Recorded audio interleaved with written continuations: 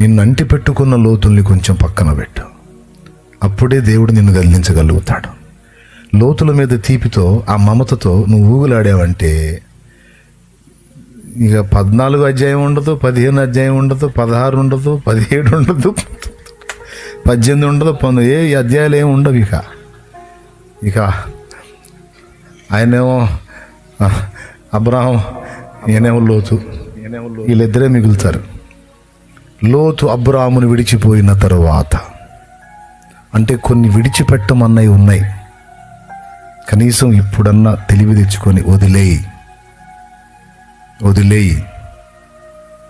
సెంటిమెంటల్గా నిన్ను పట్టుకున్నాయో, శారీరకంగా నిన్ను పట్టుకున్నాయో, ఏ విధంగా నిన్ను పట్టుకున్నాయో వాటిని విడిచిపెట్టు. ఇంకొకటి కూడా చెప్తాను, నువ్వు విడిచిపెట్టకపోతే దేవుడేం చూస్తా ఊరుకోడు, వదిలిపోయేటట్టు చేస్తాడు.